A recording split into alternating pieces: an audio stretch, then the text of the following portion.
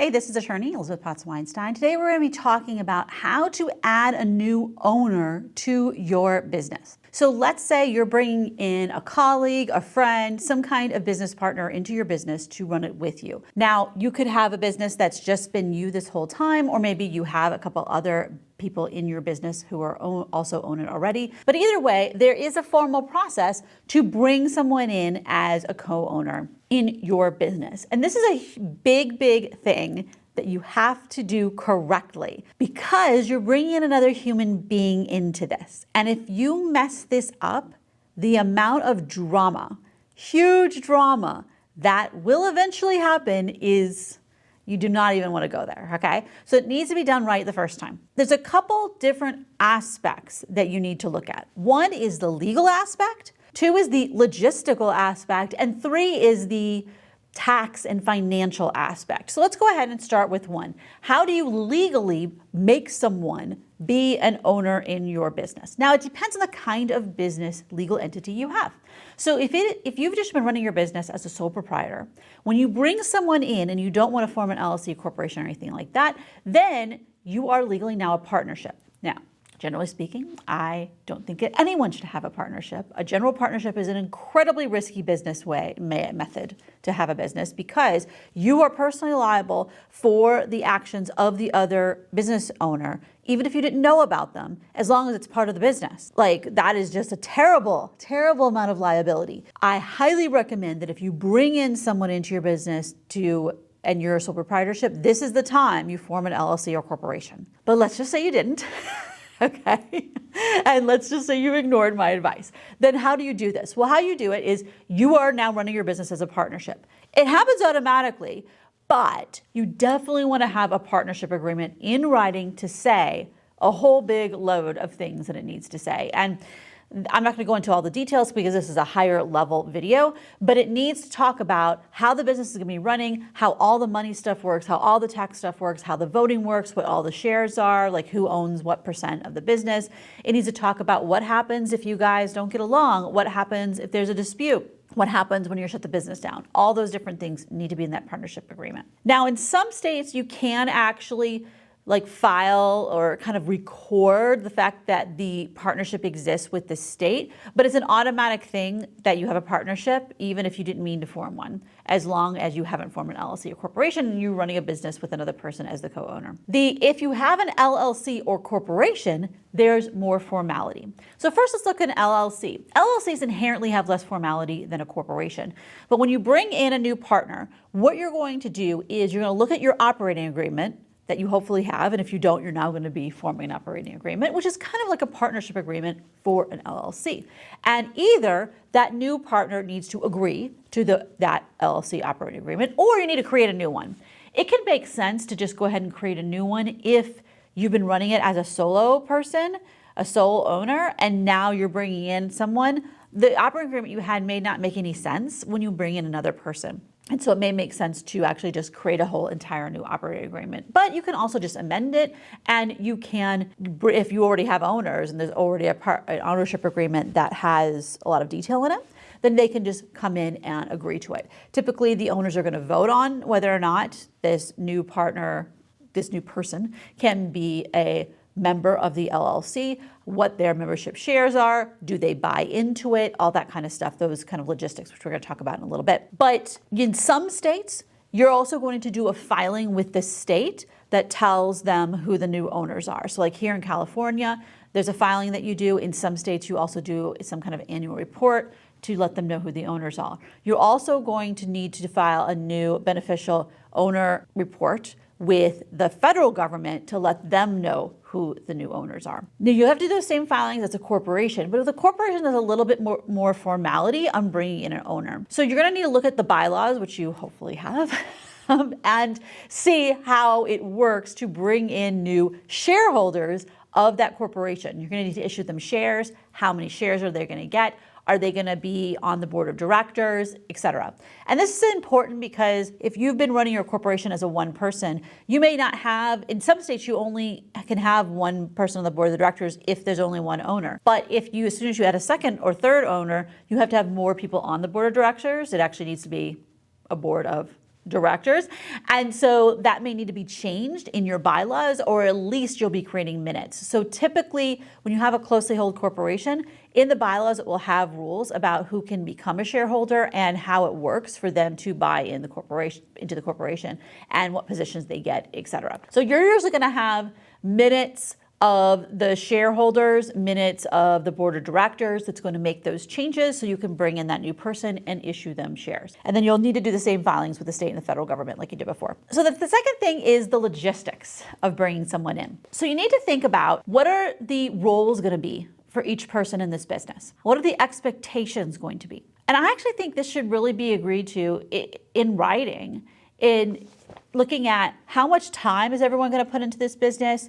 What is the priority going to be based upon the other businesses they have or work or whatever it is? You want to look at what the roles are going to be, what duties each person has. It can make a lot of sense to, you can put that in the operating agreement, or at least draft something up that's written so there is not a confusion on how much time and energy each person is going to be putting into the business. I've even seen clients put in how many hours each person is supposed to do. But I think the common thing is to kind of agree on roles. One person is doing marketing, one person is doing shipping, that kind of stuff. It's very helpful to agree to those rules in the beginning when you're all excited about going into business together, to prevent disputes later, or at least make them less likely to happen later. From a practical perspective, you're also going to have to decide what is each person's job title and officer status. So someone has to be president of the business. Is someone going to be vice president? Who is going to be the treasurer and secretary? That kind of stuff. You can have other titles. Someone can be the CEO, etc. CEO and things like that are not required for non-publicly traded companies, but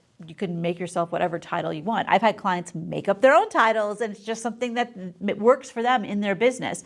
But you want to create that stuff at the beginning. You definitely need a president and things, because that person is going to be signing documents on behalf of the business, especially if you have a corporation. But I even do that for my LLCs. But that's one of the things that you're going to agree to, what are those job titles and roles, as well as what are going to be the rules as far as what work people are doing. You also want to do kind of what if scenarios. So what if one of you becomes disabled? What if one of you is sick for an extended period of time?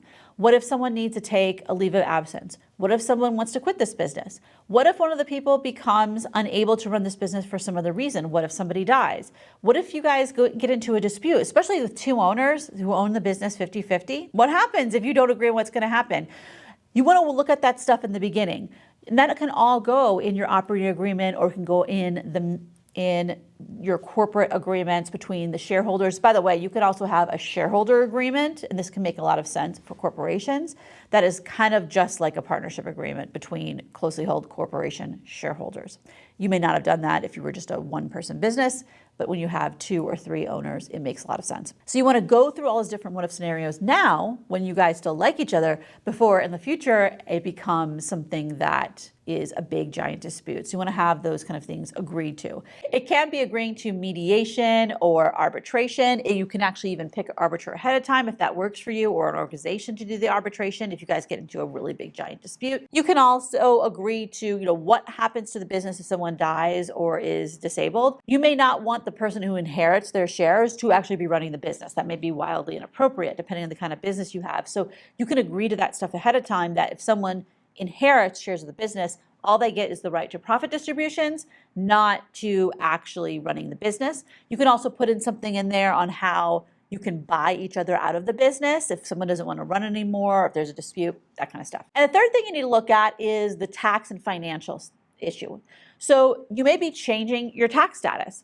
I say you might be because you might not be. Like, my law firm is an S corporation, and if I brought in a new partner into my law firm, it would still be an S corporation. I wouldn't need to change that unless they were not a citizen of the United States, didn't have a green card, and they weren't allowed to be an owner of an S corp. So sometimes it would change. If you are sole proprietorship and you bring in another owner, you're either going to be taxed as a partnership or a corporation. If you bring in another owner into an LLC, and your LLC was passed through, same kind of thing. It's going to be taxed as a partnership, or you can elect to have it be taxed as an S corp or a C corp. So you need to look at your tax status and see what makes sense for you. I've seen a lot of people bring in another owner and not realize that all of a sudden they have to file a partnership tax return, which is a fairly complicated return. This is not something that TurboTax is going to do for you, okay? This is something you have to pay someone to do, and you want to make sure that that is the right tax status. It may make sense to be an S Corp tax status instead of a partnership. And by the way, you can have a LLC be taxed as an S Corp. It doesn't mean you have to change your legal entity. You can just change your tax status. You're going to need to look at what share, a percent of shares or number of shares of membership or shares in a corporation that each person is going to have. So when you have a partnership, an LLC, corporation, it doesn't have to be split evenly necessarily. You can have one person have a controlling membership share. You can have different people have different shares depending upon how much time they're putting in the business, how much money they put into the business, how long they've been running the business. You can have things vest over time, so they get more and more ownership the more they work for the business. Obviously, the more complicated it is, then you may want a lawyer to actually draft that for you. Because if you're just doing it 50-50, that's fairly simple. But if not, it becomes much more complicated. How is it going to work if more money needs to go into the business? If more money needs to be invested? Does this person have to actually buy in? Or are they just going to become member kind of just by doing the work or something? There's no one right answer, but you need to agree to that ahead of time and how it's going to work. And then you need to look at how are the profits or the losses going to be distributed to the people who own the business.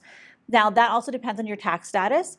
So it has to match up how the tax status works, which is very much beyond the scope of this video. You'd want to talk to a tax person or an accountant, CPA, whatever about that. But you have to think about, okay, if this business makes a profit, and we own it 50-50, that means it's usually going to be 50% to each person of the profits. Does that make sense? Is that fair for how much work everybody's putting into the business, for how much investment everyone put into the business? Because it doesn't have to be 50-50. You can figure out some other percentage depending upon how you set up this new business.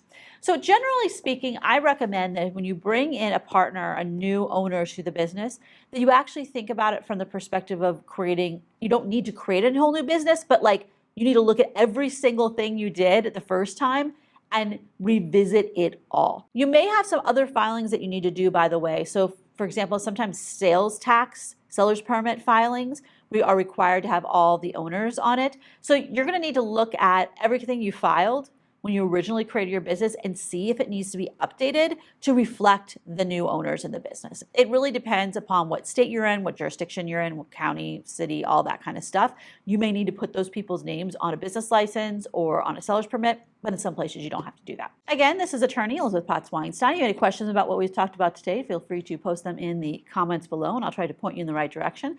Thumbs up if you found this video helpful, subscribe for more videos like this, and I will talk to you all next time. Bye-bye.